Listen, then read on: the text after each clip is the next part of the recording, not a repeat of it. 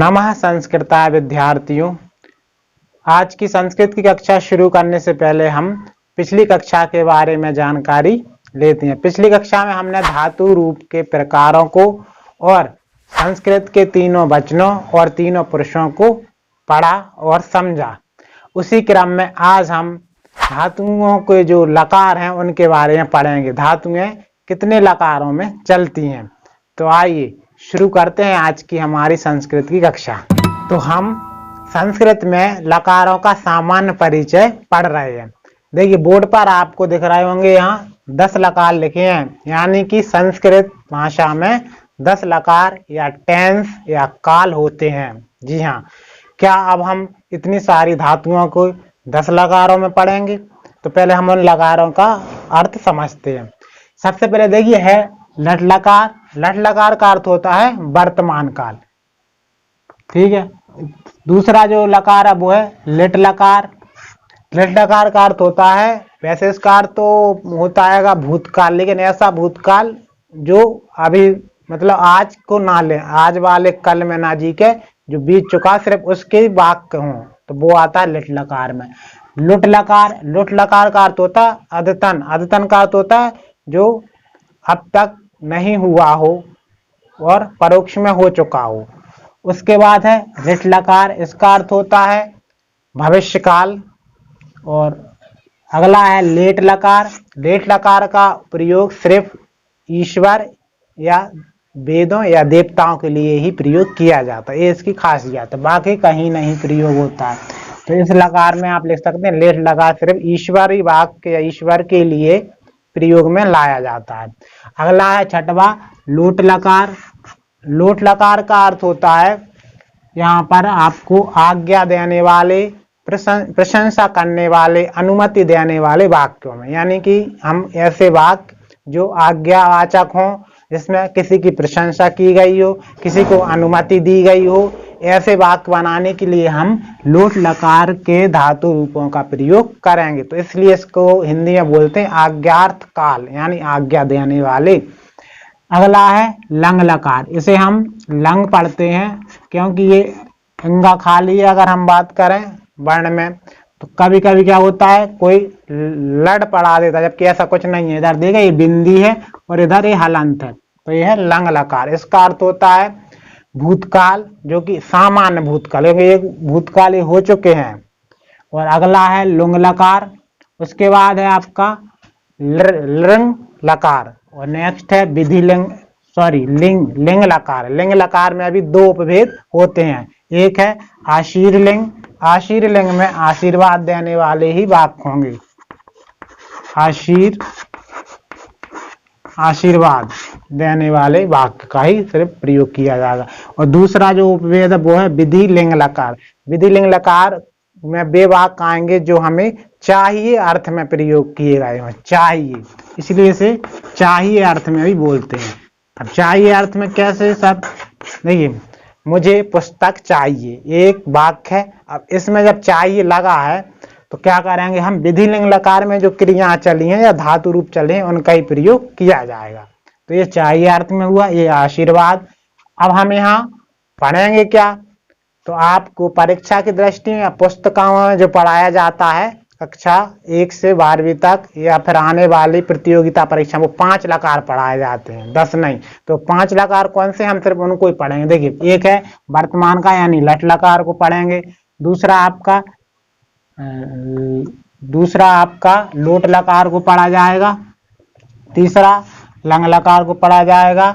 चौथा आपका लट लकार है। और अगला है आपका 1 2 3 4। यहाँ आपको किसी को नहीं पढ़ना, सिर्फ लिंग लकार का जो एक भेद है ना, विधि लिंग लकार, इसको सिर्फ इसको पढ़ेंगे। लिंग लकार में विधि लिंग लकार का भेद है। तो हो गए होंगे 5, एक बार गिन लें, 1 2 3 4 और 5 यहाँ पढ़े जाएंगे। अब हम इनको एक बार हिंदी में और देख लें। लट लकार यानी वर्तमान, प्रेजेंट का है।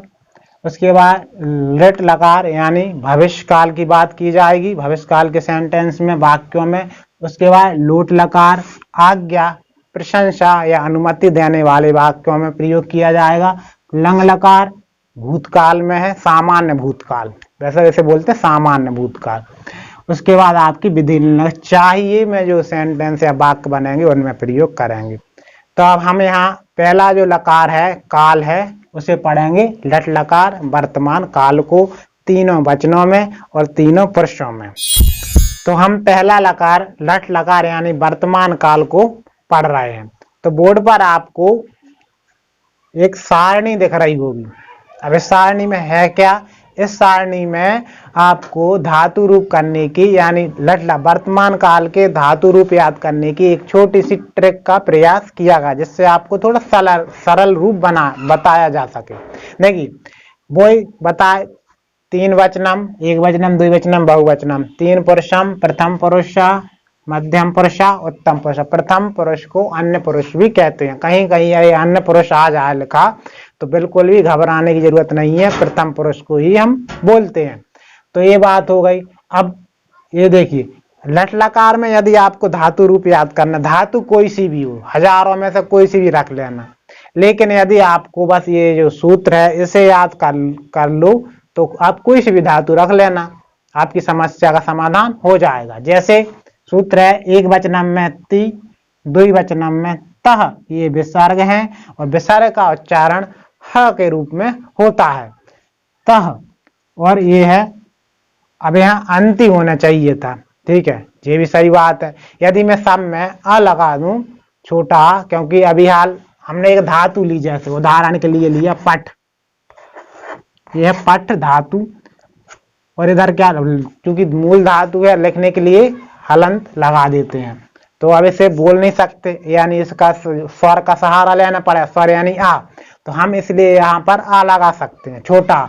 तो देखिए ये आ और ये आ और ये आ, तो क्या हो गया, अब इसे पढ़ेंगे अति अता अंति तो समस्या हो जाएगी, इसलिए आप सिर्फ ती ही पढ़ें, ती ता, और इसे अगर इसे अंति पढ़ें। सब में आ है साइलेंट है क्योंकि आ का प्रयोग होना ही होना है, इसलिए तो आप थोड़ी देर के लिए मिटा दें ताकि आप अभी पढ़ ना पाए आ लगने के कारण से, पर इसमें पढ़ेंगे तो थोड़ा सरल लगे अंति यानी ती तह अंति।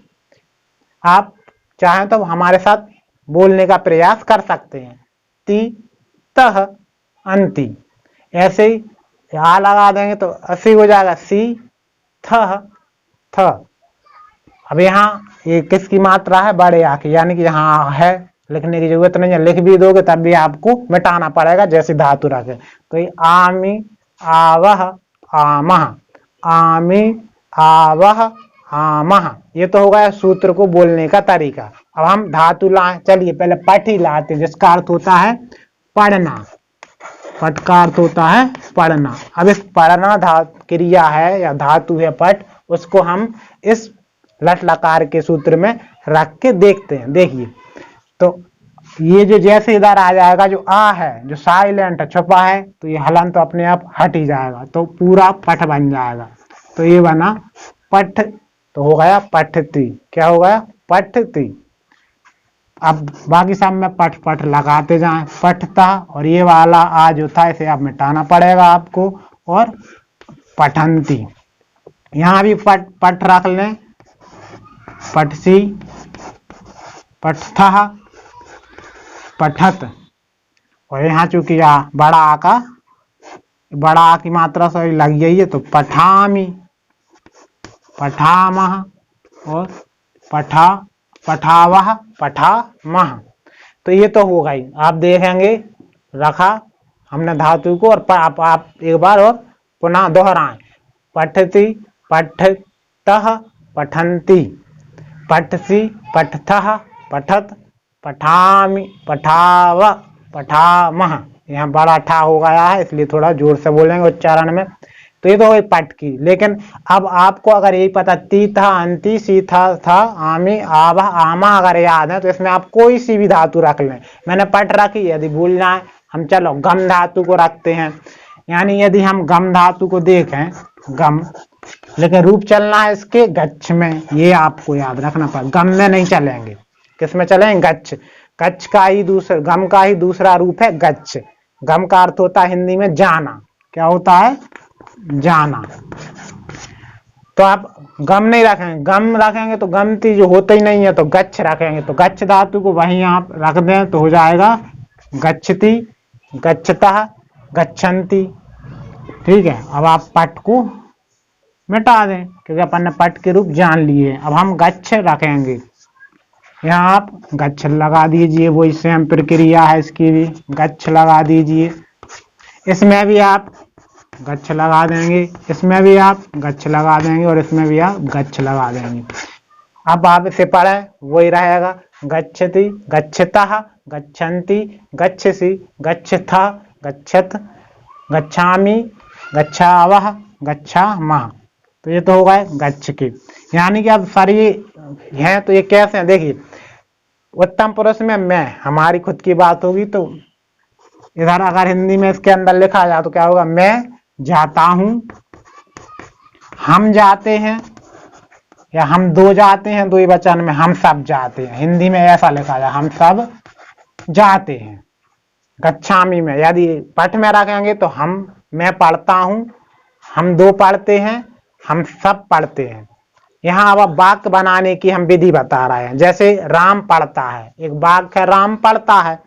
अब राम हिंदी है एक वचन में, तो जब हम शब्द रूप करें तो रामः, उसमें विसर्ग लग जाए रामः। अब हमें ये पता है राम एक है और पढ़ना भी एक वचन का ही आएगा, तो राम पढ़ता है तो रामः पठति, तो ये एक वचन का ये रहेगा। या राम जाता है तो रामः गच्छति, राम जाता है। या वह जाता है तो सह गच्छति हो जाएगा। जैसे वह एक वचनम है और ये प्रथम वो है विभक्ति, वैसे ही इसका प्रथम क्रिया या धातु का प्रथम पुरुषी और एक वचनम ही लगेगा। यदि मैं जाता हूं, मैं पढ़ता हूं, तो मैं के पास आ जाए, यानी कि खुद की बात और उत्तम पुरुष में जाएंगे, तो एक ही मैं है तो इसका भी पठा। तो मैं का अर्थ होता अहम पठामी, मैं पढ़ता हूं, और अहम गच्छामी, मैं जाता हूं। तो आप इस तरह के रूप बना सकते हैं और एक वाक्य निर्माण कर सकते हैं संस्कृत में। इसी तरह दो के लिए हम दो जाते हैं तो वाक्य बन जाएगा, और हम सब पढ़ते हैं, हम सब जाते हैं, तो यहाँ हम आएगा। अब उसके लिए लेकिन वाक्य बनाने के लिए हमें धातु रूपों के भी नियमों का पता होना चाहिए, क्योंकि अभी हम जो धातु रूप पढ़ रहे हैं, लेकिन वाक्य बनाने के लिए हमें शब्द रूपों का भी ज्ञान होना चाहिए। शब्द रूप के भी अपने नियम है, ये तो धातु रूप के हैं। तो मैं तो अभी सिर्फ बता रहा था वाक्य निर्माण में धातु कैसे लगेगी। जब हम शब्द रूप भी पढ़ लेंगे और पूरे धातु रूप भी पढ़ लेंगे, तब जाके हम संस्कृत में वाक्य निर्माण कर सकते हैं। तो ये इसी तरह अब आप बद धातु रख लें, बद माने बोलना, या फिर हंस धातु रख लें, हंसना, या चल धातु रखने चलना, या लिख धातु रखने लिखना, या क्रीड धातु खेलना रख सकते हैं, तो वो सेम ही बनेंगे। आगे की धातु मिटा देंगे, बाकी सब वही की वही रहेगी। और ये तो मैं जाता हूं, हम जाता हूं हो गया। लेकिन यदि मध्यम पुरुष में जाए तो सर क्या होगा, तो देखिए मध्यम पुरुष में क्या होता है, सामने वाले दूसरे से तो तुम पढ़ते हो, या तुम जाते हो, तुम लिखते हो, तुम दो पढ़ते हो, तुम सब पढ़ते हो। और जब अन्य पुरुष और प्रथम पुरुष की बात है तो वह तीसरी की बात हुई तो वह पढ़ता है, इसलिए था ना वह जाता है तो वह सा गच्छति हो गया, तो वह जाता है, वह लिखता है, वह खाता है, खादती हो जाएगा। तो उम्मीद है विद्यार्थियों आपको हमने जो प्रयास करके यहाँ बताया है धातु रूप का लट लकार वर्तमान काल में समझ में आया। अब आपको करना क्या है, आपको मैं यहाँ कुछ धातुएं लिख के दूंगा, वो धातुओं के रूप आपको लट लकार में लिखना है कमेंट बॉक्स में, ठीक है। तो अभी हमने धातु लट लकार वर्तमान काल में पढ़ी। अब बारी किसकी है, गृह कार्यम यानी गृह कार्य की। अब आपको बाकी जो धातुएं हम दे रहे हैं उनके लट लकार वर्तमान काल में तीनों वचनों और तीनों पुरुषों में आपको धातु रूप लिखना है। देखिए वो धातुएं कौन सी हैं, लिख जिसका अर्थ होता है लिखना, उसे भी आप चलाना है। उसी तरह जैसे पट और गच्छ में चले। दृश्य, जी हाँ, अब दृश्य को थोड़ा आप समझ लें। दृश्य माने देखना होता है, लेकिन इसकी मूल धातु है दृश्य, लेकिन रूप चलना है इसके वर्तमान काल में पश्च में। जैसे हमें गम थी लेकिन रूप चले थे गच्छ में, सेम वही के वही पश्च रखना है, ये रखना है आपको तीनों पुरुषों में। जैसे हम बोल के दिखाएं, मैं प्रथम पुरुष बोलता हूं, पश्यति, पश्यतः, पश्यन्ति, ऐसे, तो इसे नहीं रखना है, रखना इसको है। अब है पच, यानी पकाना होता है, खाना भोजन पकाना, तो ये पच रूप चलाना है आपको। और हस यानी हंसना होता है। तो आप 1 2 3 4 इन 4 धातुओं को वर्तमान काल में लिखेंगे। तो आज के लिए बस इतना ही, बाकी आगे कक्षा में हम पढ़ेंगे। यदि हमारी ये वीडियो आपको पसंद आई हो तो अधिक से अधिक लाइक कीजिए और शेयर कर दीजिए अपने दोस्तों में, ताकि उन्हें भी शब्द रूप का जो ज्ञान, महाज्ञान है, उन्हें प्राप्त हो जाए। और फॉलो एंड सब्सक्राइब कर दीजिए हमारे चैनल द ज्ञान कुंभ को। धन्यवाद।